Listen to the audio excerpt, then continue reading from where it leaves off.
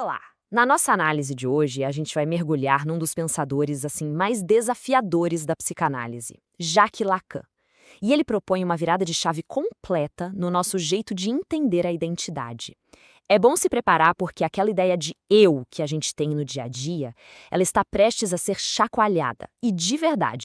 Vamos começar com a pergunta mais básica de todas, né? Quem sou eu?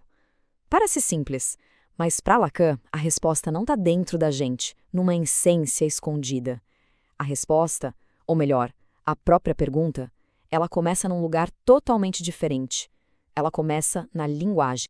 Para a gente desvendar esse território, nosso roteiro vai ser o seguinte. Primeiro, vamos ver essa relação entre linguagem e sujeito. Depois, a peça central de tudo, o significante. Em seguida, o que raios é o tal do sujeito barrado. A partir daí, a gente explora como o desejo, falta e o outro se conectam. E, por fim, a parte crucial, como é que tudo isso funciona na escuta clínica. Então começamos com a primeira grande quebra de paradigma do Lacan. Para ele, antes de qualquer psicologia, antes de qualquer noção de eu, existe a linguagem. A gente não usa a linguagem. De certa forma, é a linguagem que nos usa, que nos forma antes mesmo da gente nascer. E aqui está o ponto central. O sujeito para Lacan não é uma coisinha que já existe e que depois aprende a falar. Pelo contrário, o sujeito é um efeito, uma consequência da nossa entrada num mundo que já é feito de palavras, de símbolos. Dá para pensar nisso como uma sombra, sabe? A sombra não existe sozinha. Ela é um efeito da luz e de um objeto. O sujeito, da mesma forma, é um efeito da linguagem. Agora vamos para o coração da teoria lacaniana, o conceito de significante. Olha, entender isso é entender a base de todo o pensamento dele sobre o inconsciente. É aqui que a revolução realmente acontece. O significante não é só a palavra árvore que aponta para a árvore de verdade. Não. Para Lacan, o significante só tem valor na sua relação com outros significantes. Noite só faz sentido porque existe dia. Alto, porque existe baixo. O sentido não é fixo, ele escorrega. Ele desliza por baixo dessa corrente de palavras. Está sempre em movimento, sempre dependendo do contexto. E essa citação famosa ilustra isso perfeitamente. O que é o inconsciente? É a linguagem que a gente herda. São as palavras, as leis, a cultura que já estavam aqui antes de nós. É o discurso desse grande outro que nos constitui e que fala através da gente, muitas vezes sem que a gente nem perceba. E como é que essa linguagem do inconsciente opera? Principalmente por duas vias. A metáfora, que cria um sentido novo trocando um significante por outro. Pensa num sintoma, tipo uma dor de estômago que toma o lugar de uma angústia que não foi dita. E a metonímia, que vai deslizando o desejo de um significante para o outro numa busca sem fim. Lacan conecta isso diretamente com os mecanismos de condensação e deslocamento que o Freud descreveu lá nos sonhos. Ok, se a gente é um efeito da linguagem, que tipo de sujeito isso cria? A resposta do Lacan é um sujeito dividido, rachado, incompleto.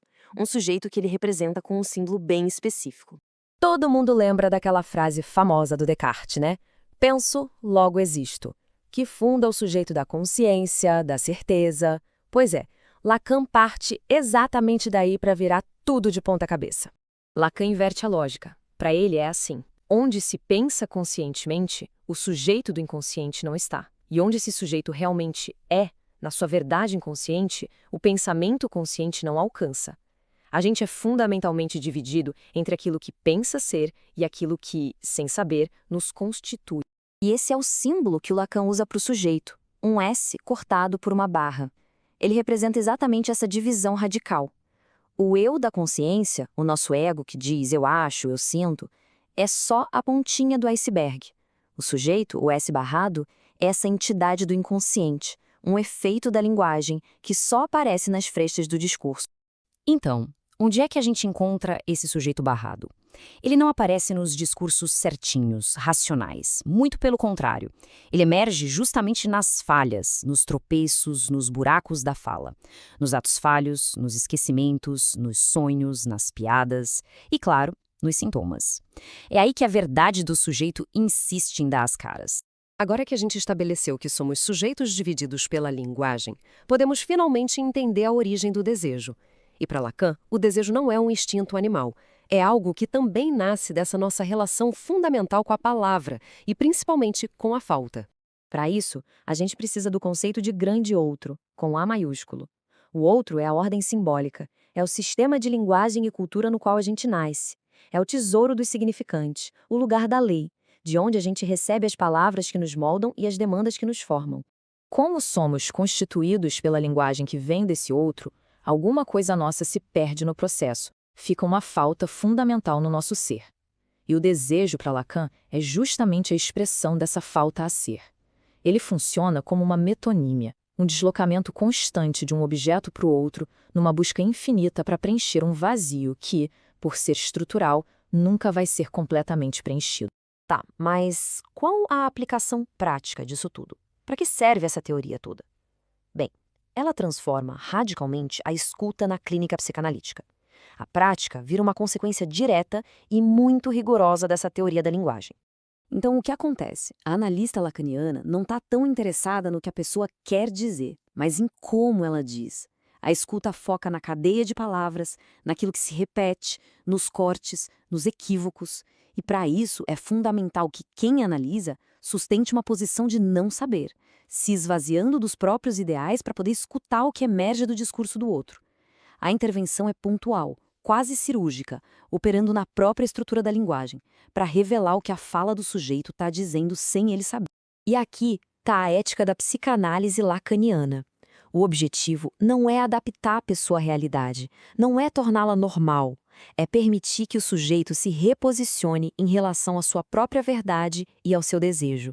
Isso acontece através de operadores clínicos precisos, como o famoso corte da sessão, que não é arbitrário, mas funciona como uma pontuação na fala de quem analisa, sublinhando um significante-chave que apareceu ali. Então, para a gente amarrar as pontas, para Lacan, o sujeito não existe antes da linguagem, ele é um efeito dela. O inconsciente, estruturado como uma linguagem, se revela nos tropeços do discurso. O desejo nasce de uma falta que é estrutural e a clínica lacaniana não busca adaptação, mas opera sobre a linguagem para que o sujeito possa retificar sua posição diante do próprio desejo. Essas ideias, que simplesmente viraram a psicanálise de cabeça para baixo no século XX, foram desenvolvidas por Lacan ao longo de décadas nos seus famosos seminários, onde ele articulou essa teoria tão complexa que continua nos desafiando até hoje. E para terminar, eu deixo uma pergunta no ar. Se a verdade do sujeito aparece justamente nas fendas, nos tropeços da palavra, o que a gente pode pensar sobre os momentos em que a palavra falta por completo? O que o silêncio, então, poderia estar escondendo ou revelando? Fica aí a reflexão.